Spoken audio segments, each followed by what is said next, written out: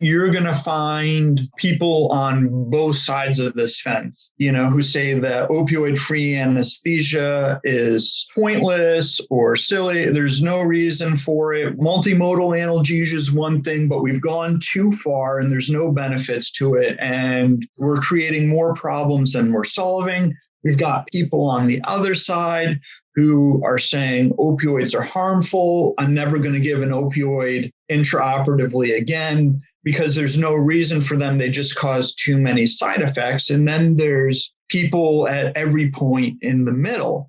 But as an anesthesia provider, you're going to run into all sorts of situations, and you need to know how to do anesthesia as many ways as possible.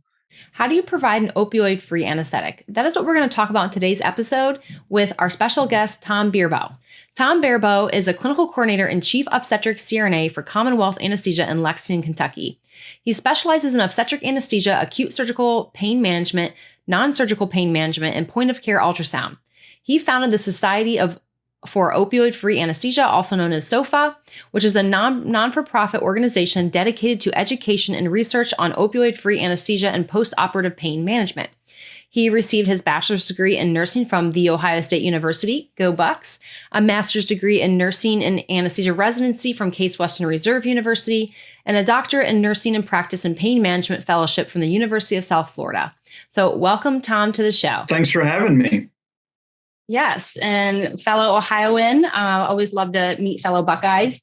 So we're going to get into today's episode, and kind of the first thing I would love to kind of gather from you is, how did you get into this? Did you always know that you wanted to provide opioid-free anesthesia techniques? No, and that was, starting out, that was never really, I didn't even know that was a thing, and very similar to you. And we were talking before we started this podcast. We trained we were very close to each other our whole careers geographically. The standard anesthetic technique was 5 of fentanyl on induction and 2 of Dilaudid on emergence. And, we gave Tylenol and Toradol and called that multimodal anesthesia. And that was just sort of the standard, when we did heart, it was 20 of fentanyl on induction, and you worked in another 10 to 20 through the case as their pressure supported it, and you took them to the ICU intubated. And so that was very much the culture I was raised in. And, we did some peripheral nerve blocks, kind of the very basics for orthopedic surgery, your popliteals and your interscalenes and some axillary blocks for hand surgery. But, they still probably got, 2 of Versed and 100 of fentanyl when you were putting the block in, and then they'd go back to the OR and get, another 100 mics of fentanyl when you were putting the LMA in. And there was never any discussion of like, do we actually need this? It was just sort of the culture, what you did. So that was, sort of how I was raised or how I trained in that time. And one of the things that we had to do as part of our anesthesia program was to give a presentation to the anesthesia group. And for whatever reason I had chosen or had been chosen for me, I don't exactly remember, multimodal analgesia. And so I, in order to fill the hour that I had to talk, I went down the pathway of some of these other techniques of esmolol, lidocaine infusions, ketamine. I can't remember if Precedex was in there or not, because it had just come out. I was trying to figure it out earlier today, and I think it had to have existed. I don't know if I had any exposure to it yet. Things like magnesium and clonidine and gabapentin and some of these other medications. Through giving that presentation, I had this knowledge base of, one, sort of all the negative effects of opioids, and 2, all these options, even if I had, never used them myself. And so my first job out of school, I had the freedom to start using the techniques and getting comfortable with them. And about that time, that group started getting really heavily into starting an enhanced recovery after surgery program. And so they were looking for ways to cut back their opioid usage, to do multimodal pain therapy. So I really had the green light to, push the boundaries of, because in that practice, again, it was very similar to where I trained. They had a good regional anesthesia program. And they were some of the early adopters of using TAP blocks and PEX blocks, because both of those techniques were brand new at that point. I mean, there was no QL, there was no erector spinae, there wasn't all these other blocks. Like those were the first two fascial plane blocks that had come out, and they were pretty early adopters of using those.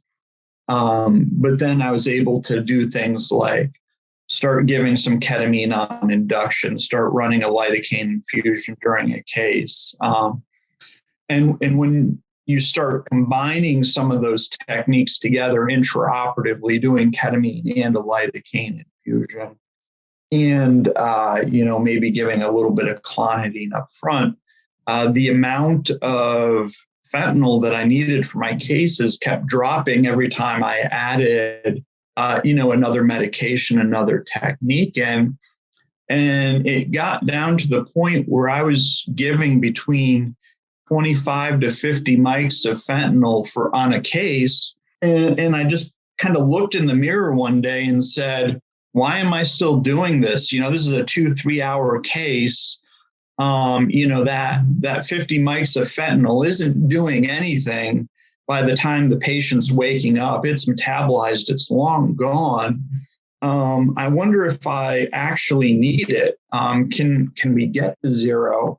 And it was this very scary thought, right? Because I had never given an anesthetic without fentanyl outside of, maybe a hand surgery where I'd put an LMA in without any fentanyl. But I could logically sort of lay out, well, what's the worst that happens? The patient gets a little tachycardic and we treat it. 30 seconds of a little elevation in heart rate isn't going to cause any problem. So the next day I went to work, and with like shaking hands, like I drew up the fentanyl, I labeled it, I set it on the anesthesia machine so it would be there if I needed it. And then I went through the case, and everything was better. The hemodynamics were better. The patient breathed better at the end of the case. They woke up better. They had less pain. And it was kind of like, well, that was weird. I cut out a pain medication and the patient woke up with less pain. And it repeated itself. Like every single case went like that. And so then I had to go looking in the literature for answers and see what was going on. And that's when I sort of found out that, opioid-free anesthesia is a thing. There's, at that point, this was 2017, I want to say, 2016, 2017, somewhere in there.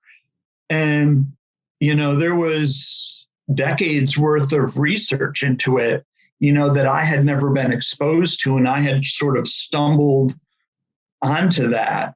And so that was how I got started in it, which is backwards from how most people do it, which if you know me at all, shouldn't surprise you at all. That's awesome. So what kind of is interesting to me is the fact that you were hesitant as well, because again, you didn't know any different. And I guess what I want kind of emphasize to the listeners is that, especially if you're already if you're already a nurse anesthesia resident practicing, don't be afraid to experiment with what you do. Obviously, all in the realm of safety and optimizing patient outcomes, but don't shy away from something that you've just never done before because you've never done it. Read the literature as Tom spoke to, understand what you're doing, how to maybe try different things, modalities, and then watch the outcomes, which is clearly what Tom did. He saw, wow, based on this outcome, I actually just proved myself correct. I just proved that we don't need fentanyl. Why am I giving it when there's other potential side effects that go along with it? And there are other ways to manage pain. I love that. I love that story and love the fact that you were just curious.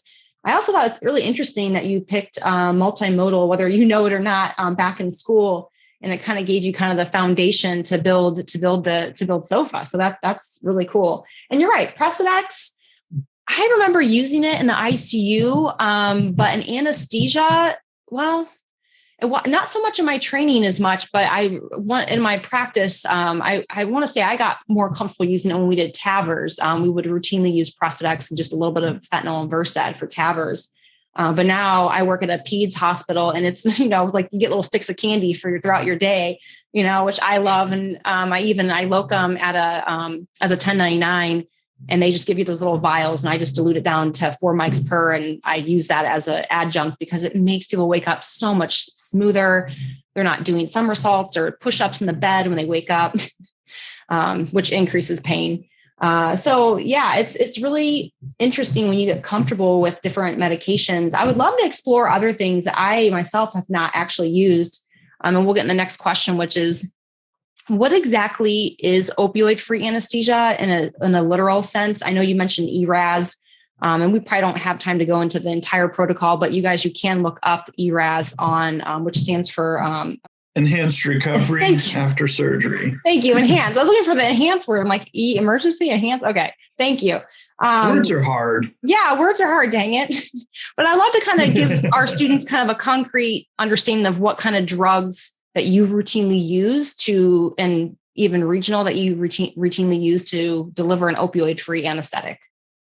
So there's it seems like a pretty simple question, and opioid-free anesthesia seems like it would be a pretty self-explanatory term, but there's actually a fair amount of debate in the literature about what exactly it is. And some of it seems kind of like semantics, but the important thing is when you start looking at literature and doing research and saying, well, what is the best technique? And we look at this study and they say these are the results. Is that truly comparable to another study talking about opioid-free anesthesia? So in a sense, it actually matters. And it goes back a little bit to what our actual goals are.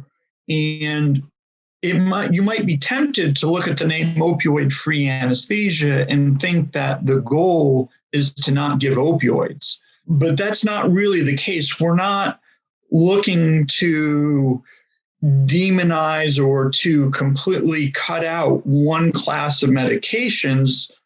What we're looking to do is give a safer anesthetic and reduce the side effects and have better outcomes. And so the way those two sort of play into the discussion about what is opioid-free anesthesia is there's some people who say this is just an intraoperative technique. It's opioid-free anesthesia. Our goal is to provide an anesthetic with fewer side effects.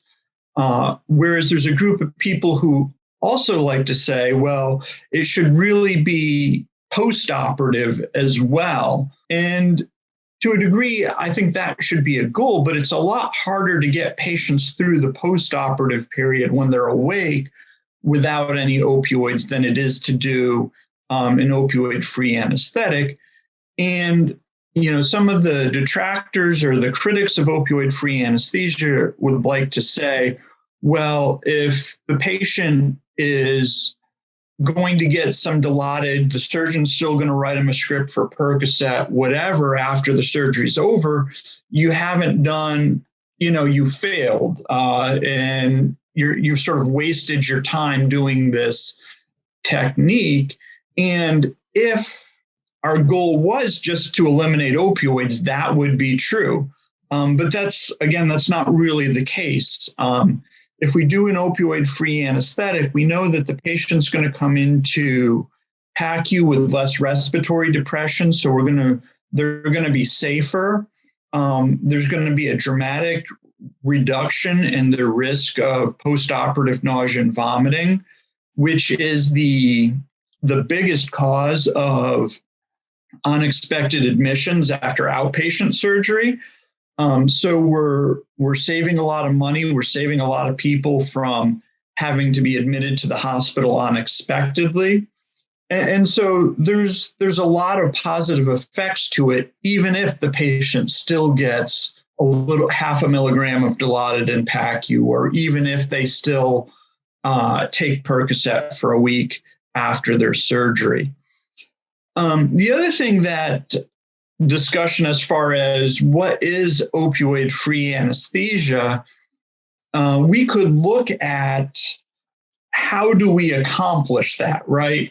And we could say that if I have a patient who's going to do a shoulder surgery, I do an interscalene block, I put an LMA in, and the patient doesn't get any fentanyl. They only have that block. You could call that an opioid-free anesthetic. The same way, even if you've got a typical general surgery, a lap chole, whatever the surgery is, I could just take Esmolol and titrate it to keep the heart rate and blood pressure under control and get the patient through the surgery with perfect vital signs and wake them up, and they haven't had anything for analgesia. And you could call that an opioid-free anesthetic, right? What we're typically talking about, though, is using some combination of non-opioid analgesics. And there's a lot of focus on what are the secondary beneficial effects. We talk about ketamine being antidepressant, Precedex, not only an analgesic, but has an anti-anxiety and an anti-shivering effect. And all of these medications are also protective of the surgical hyperalgesia, the changes that happen to our nervous system during surgery that makes the pain so bad afterwards.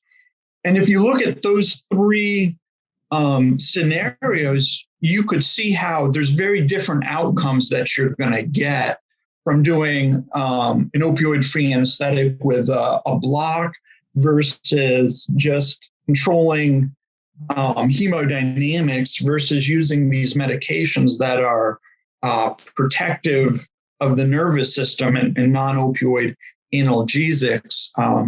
And so that would probably be like our classic definition is some combination of ketamine, an alpha-2 agonist, possibly a lidocaine infusion or magnesium. Sometimes we use some Esmolol as an adjunct to those things. We may use a block, but typically we're talking about like TAP blocks, PEX blocks that aren't an anesthetic. You couldn't give someone just a PEX block for a mastectomy and have them wide awake and able to go through the surgery. Whereas you could do that with like an interscalene block for a shoulder surgery.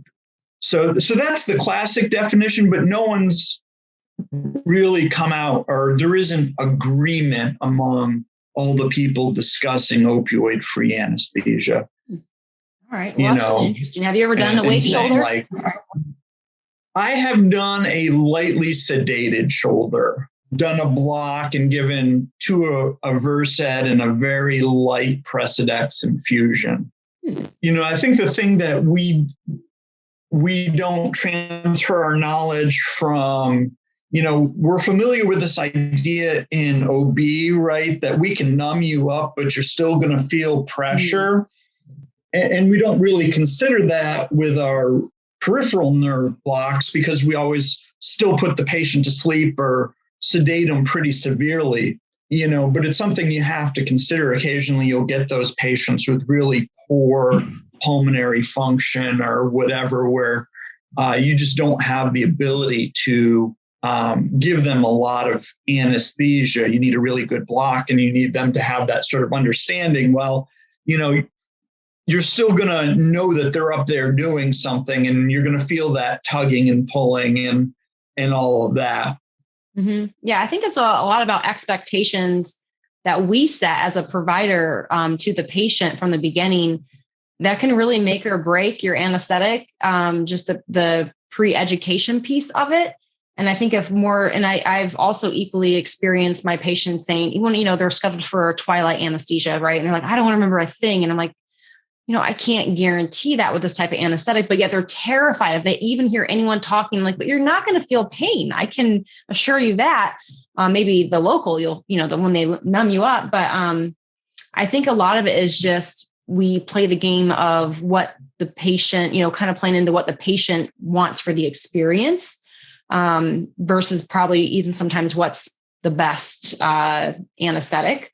I've had patients refuse spinals when it makes the most sense to have a spinal, but you ultimately can't give someone an anesthetic that they are refusing. But I'm curious too, like if you and I have actually never run a lidocaine infusion, but what would you say is like a common infusion rate that you typically find is where you have your lidocaine infusions? 2 to 3 milligrams per kilo per hour. That can be anywhere from, typically I'll start it out anywhere 50 to 100 or 100 to 200 milligrams per hour, somewhere in that ballpark. All right. That's good to know. And same with the mag. I'm just curious because how would you dose your mag if you were using mag as an adjunct? Magnesium, again, the textbook dose is 30 to 50 milligrams per kilo as a loading dose. And you run that in over, half an hour to an hour. Obviously, we're starting it right around induction where there's going to be a lot of hemodynamic swings. And if you bolus it too quickly, it can contribute to the hypotension. So how quickly that goes in is really just dependent on how the patient's kind of responding to everything else that's going on. All right. Okay. So, that's in the 2 to 4 gram range. And honestly, my dose depends more on what facility I'm at and what supplies I have. It either comes in a 2 cc, 2 gram vial, or it comes in a 4 gram, 100 ml piggyback. So, okay. It's interesting. That plays a lot into how you dose it. Same thing with Esmolol. For people listening, I would love to kind of do you equally have a syringe of Esmolol that you bolus, or do you just do a straight infusion and titrate that? You'll find both in the literature. With the way I give anesthesia, well, let me back up. I think that if you're not doing all these other medications and you're just looking for a way to decrease intraoperative opioid use or requirements, I think that just putting an Esmolol infusion up and running it at a set rate is a great way to do that. The way that I use Esmolol, 2 situations. The first being cases where there's no incision, there's no postoperative pain, but I have to intubate the patient. So I want to control their heart rate and their blood pressure. Sometimes that is in like IR, right? And the patient's going to get an ablation, or we're going to do something with a catheter, threaded catheter somewhere. Could be doing an ERCP or an EGD where I need to intubate the patient to control their airway, and any of those sorts of situations. I'll bolus it on induction, 0.5 to 1 milligram per kilo, so 50 to 100 milligrams, just as a bolus right before I put the laryngoscope in their mouth or push the propofol. And then that'll keep their heart rate and their blood pressure down while I can get them intubated. Then I can turn the gas on and use that to keep their heart rate and blood pressure under control. So that's situation number 1. Situation number two is really short, fast outpatient surgeries. This could be like a hysteroscopy. This could be like a general surgeon that does a 30-minute gallbladder, really fast hernia repairs. In cases where it's still a surgery, there's still going to be some degree of postoperative pain, but I need the patient to wake up very quickly. And so what I'll do is I'll still give a small dose of ketamine and Precedex and lidocaine on induction, maybe some magnesium, but a much smaller dose than I would be giving someone who's going to undergo a 2, 3, 4 hour surgery where it's got time to wear off a little bit. We're talking 10 to 20 milligrams of ketamine with 10 to 20 mics of Precedex. Small enough doses that I can give them to the patient, and even at I've just given them, they're not asleep, right? They're still awake and talking to me, maybe slurring their speech a little bit. But, in half an hour, I can easily wake the patient up. So those sorts of doses are good for postoperative pain, but they're not going to be totally sufficient for laryngoscopy for incision. So I'll use a small bolus of Esmol in addition to my smaller doses of ketamine and Precedex, and that way the patient's not too sedate. No, this is great. And I hope you don't mind me asking all these really nitty gritty practical. I just know that as a student learning and I'm trying to understand this, you're probably thinking, well, how would I use this? And what would I use it on? And how would I use it for this patient, this surgery? So this is great. I love all this advice. And it kind of just goes to show that you are clearly very knowledgeable in what the expectation and kind of the experience is of the patient in the surgery. And that has allowed you to then tailor your anesthetic, your opioid-free anesthetic to that surgery. But it's not cookie cutter. And, I know, as well as I do that just because the expectation of one surgery from patient to patient, it's going to be different even then. Because everyone seems to have their own tolerance and the metabolism. If you get a redhead, you might have to do a little something different. So yeah, I love this. This is really great. And I hope you guys are all taking notes, listening.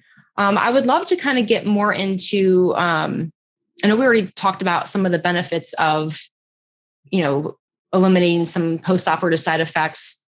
And I know you equally said that it doesn't mean that you're eliminating opioids from the postoperative period, but it decreases the side effects in the postoperative period that allows patients to hopefully get out sooner. We actually recently, the position I work locum at, we got an email, because they were having issues with longer postoperative stays. And that's money. The time they spend in PACU, that's very expensive. And it also sometimes gets into a situation where they can't get the ORs emptied. I don't know about you, but I've had to wait in the OR before because they don't even have a PACU bed. And you're like, so I have to take up OR time, which is even more expensive because the PACU is on hold. And so this also goes to show that just as an anesthesia provider, you have to be cognizant of how you provide an anesthetic also plays into the cost of our medical system, the patient's bill, and just in general, the health of the hospital system as a whole. And obviously the outcomes of the patient too, but it all plays in a big triangle. What would you say to students who are kind of in a position kind of like you were, and kind of, I feel like I have been, that maybe this is not routine practice? How can they, I'm not, I think it'd be intimidating for a student to walk into an OR where they don't routinely practice this and say, hey, I'm going to do an Esmol infusion. Now, if you have the right preceptor, I highly encourage you to ask, to say, hey, I would love to try this technique. Would you be willing to support me in my learning? You'd be surprised. I think a lot of people would be open to that. I know I sure would be. But you definitely would have to know exactly what you want to do. So you would have to do your homework and know what you wanted to do. But what kind of recommendations would you give for students who maybe are looking for this experience, but don't necessarily have a clinical site that can provide that? Yeah, so I think there's a couple things that, you kind of have to get out of the way first. One, like you said, you have to identify those preceptors who are interested and willing to stand up for you and facilitate that and be willing to sign their name to that chart and try new things themselves. And I think you have to go into this with the understanding that, your first semester of clinical practice is probably not the time to start asking these questions. Go in, learn to intubate, learn to do a more traditional anesthetic, get competent at that, and that builds trust. Get to the point where your preceptors don't feel like they're constantly having to look over your shoulder and give you pointers through the whole case. When you get to the point where you can say to your preceptors, look, this is where I'm at. I just need you to be an extra set of hands if things start to go south, or if you see me doing something, a little finesse type things that I could be doing better. That's the time in your education to start saying, well, what about this? I'd like to try doing this. So get solid on the basics first.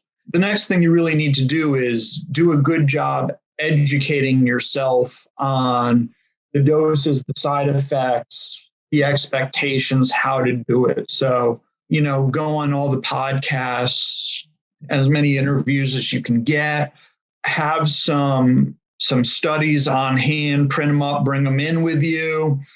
Maybe have that discussion a day before you want to do it, right? If you know who you're going to have tomorrow, give them a call that night or send them a text message and say, hey, we've got this tomorrow. I'd like to try this technique. So it's not like the patient rolls in the room and you've got your stick of ketamine and they're looking at you like, what are you doing? Don't do that here. And the other thing, I think, when you educate yourself on this sort of stuff, and do a good job of educating yourself on what are the real benefits, decreased respiratory depression, decreased postoperative nausea, vomiting, and look for those opportunities. Look for that patient that has a strong history. I've thrown up after every surgery I've ever had. They put the patch behind my ear, they give me 3 drugs, and I still wake up throwing up. Or you'll have that patient who's in recovery from opioid addiction and saying, I don't want any opioids. Look for those situations. And you'll see, this sort of knot of people standing around going, well, what do we do here? I don't know what exactly, and you can say, hey, this is the issue. This is a possible solution. Why don't we try that? So look for those sorts of situations where it makes the most sense or there's the most benefit. I love that. That's really great advice to get that experience. And we'll kind of end this with, I think, no matter where you end up practicing and how the practice is, let's talk about why is it important that everyone should understand how to utilize these medications during their anesthetic? Yeah. And, I think you're going to find people on both sides of this fence, who say that opioid-free anesthesia is pointless or silly. There's no reason for it. Multimodal analgesia is one thing, but we've gone too far and there's no benefits to it. And we're creating more problems than we're solving. We've got people on the other side who are saying opioids are harmful. I'm never going to give an opioid intraoperatively again because there's no reason for them. They just cause too many side effects. And then there's people at every point in the middle. But as an anesthesia provider, you're going to run into all sorts of situations, and you need to know how to do anesthesia as many ways as possible. And you will find situations where opioids should be absolutely contraindicated in this patient. For instance, the patient's refusing them.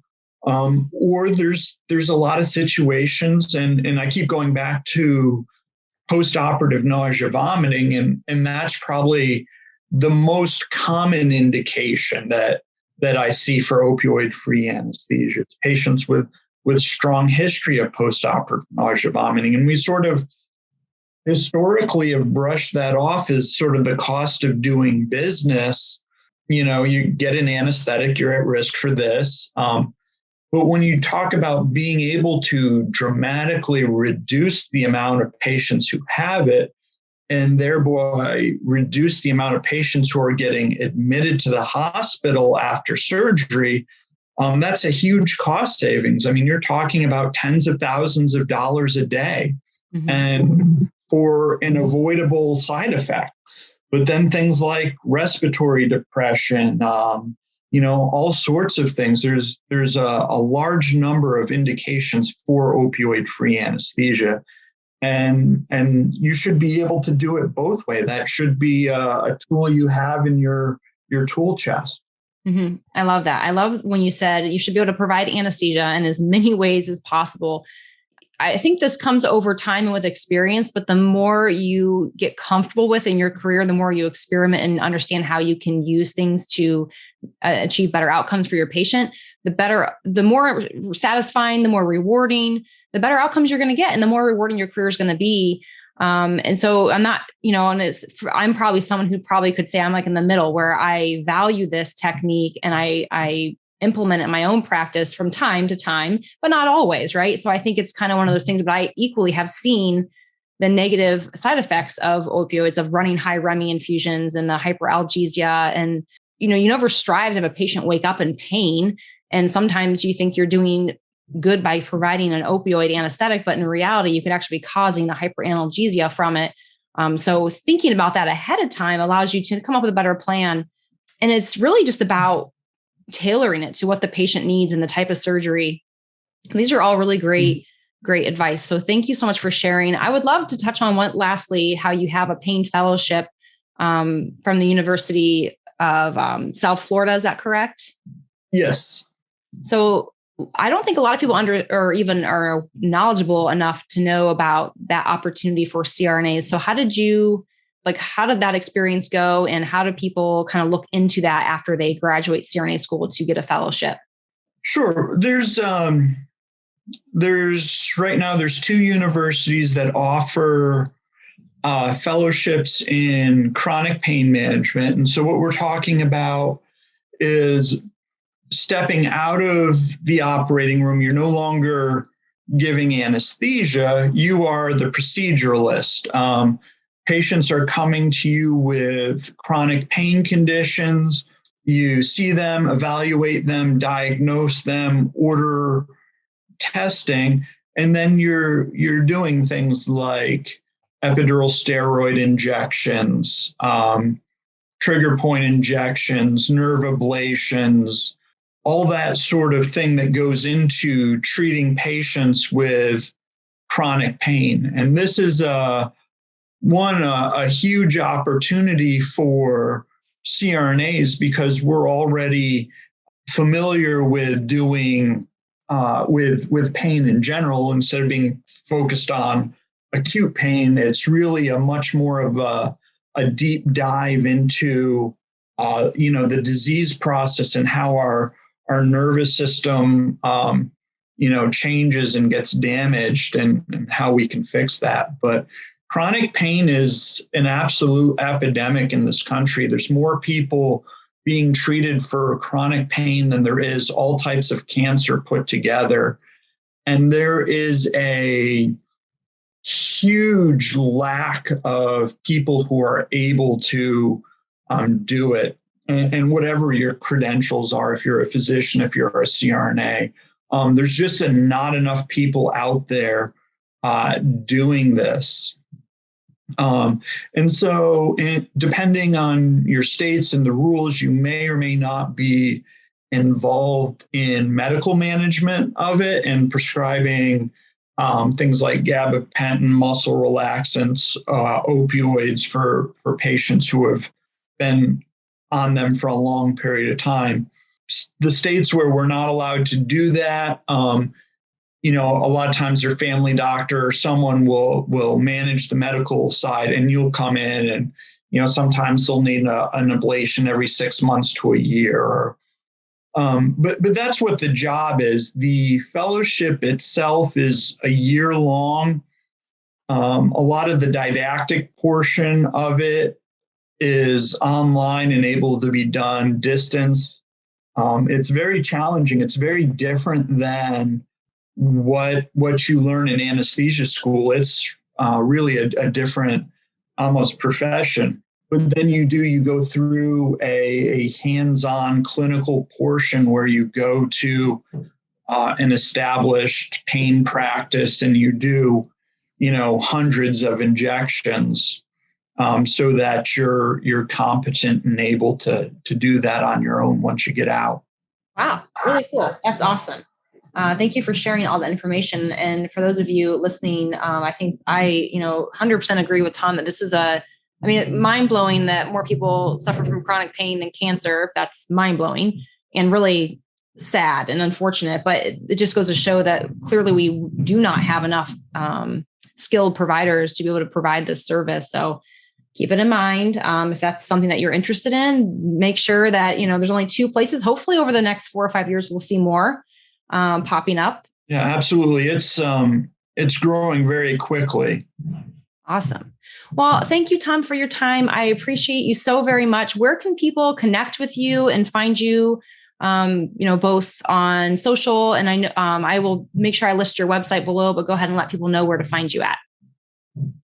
Yeah, all of my social media is at Baribeault OFA. The link below will list the title. Yeah, the link below.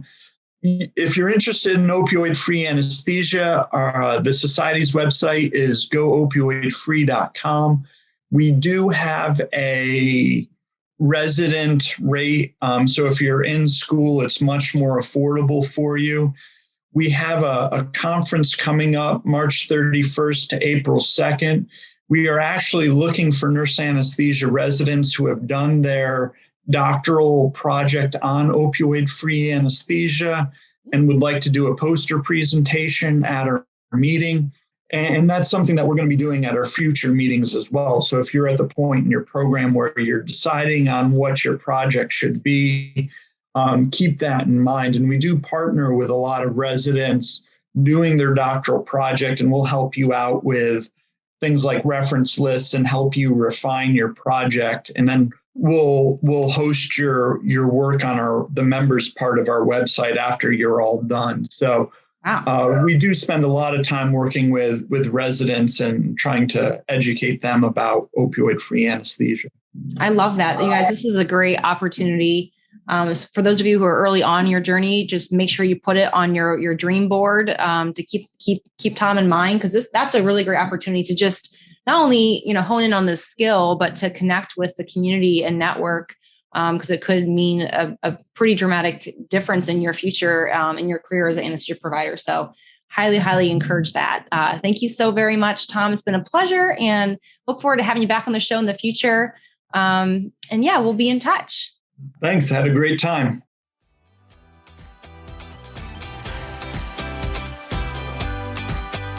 Hey, future CRNA, as always, I appreciate you and your loyalty. Thank you so very much for tuning in this week.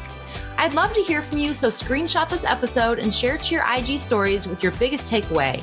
Don't forget to tag me at CRNA School Prep Academy so I can personally thank you. Be sure to head over to CRNASchoolPrepAcademy.com to check out our blog and gather free resources to help you along your CRNA journey. Stay strong, and I'll see you next week.